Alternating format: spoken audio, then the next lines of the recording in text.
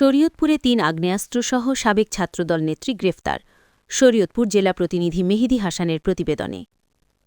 শরীয়তপুরে যৌথ বাহিনীর অভিযানে ৩টি আধুনিক আগ্নেয়াস্ত্র, বিপুল পরিমাণ গোলাবারুদ, মাদক ও বিভিন্ন সরঞ্জাম উদ্ধার করা হয়েছে।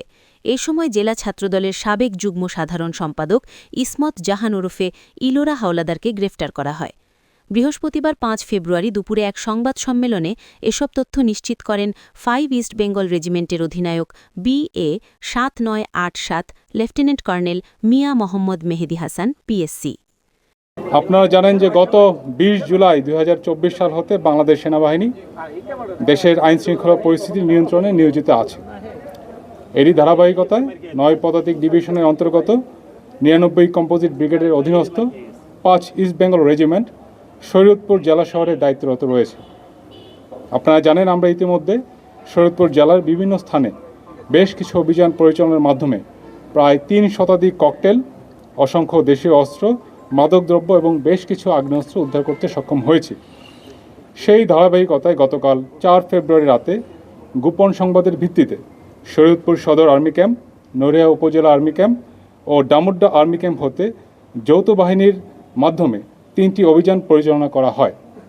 শরীয়তপুর সদর আর্মি ক্যাম্প হতে মেজর সাজিদুর রহমানের নেতৃত্বে বাংলাদেশ সেনাবাহিনী ও বাংলাদেশ পুলিশের একটি আভিযানিক দল শরীয়তপুর শহরের অঙ্গারিয়া স্বর্ণঘোষ এলাকায় আনুমানিক রাত্রি 03:00 ঘটিকায় একটি অভিযান পরিচালনা করে।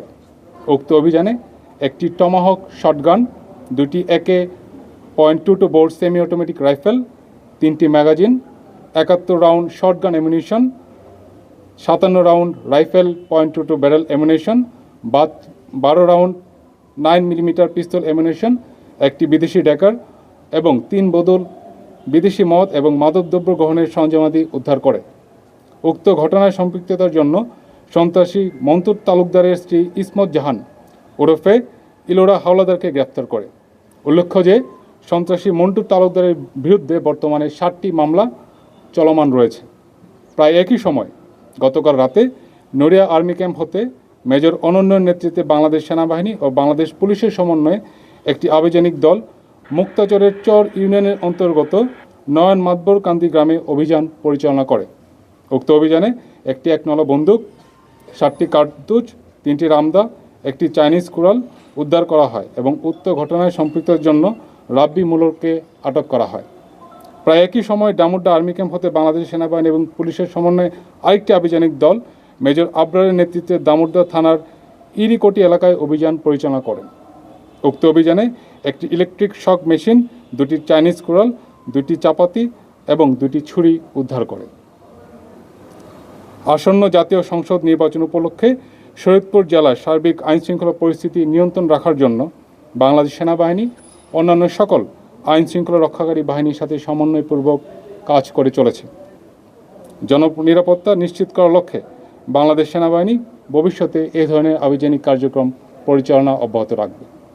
গ্রেফতার ইসমত জাহান ওরফে ইলোরা হাওলাদার জেলা ছাত্রদলের সাবেক যুগ্ম আহ্বায়ক এবং শরীয়তপুর পৌরসভার স্বর্ণঘোষ এলাকার মন্টু তালুকদারের স্ত্রী। অভিযানের সময় ওই বাড়ি থেকেই ইসমত জাহান ওরফে ইলোরা হাওলাদারকে আটক করা হয়।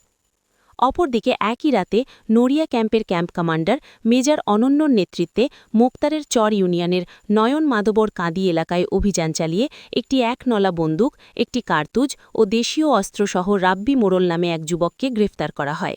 এছাড়াও ডামুড্ডা এলাকায় পৃথক অভিযানে ইলেকট্রিক শক মেশিন ও দেশীয় অস্ত্র উদ্ধার করা হয়েছে।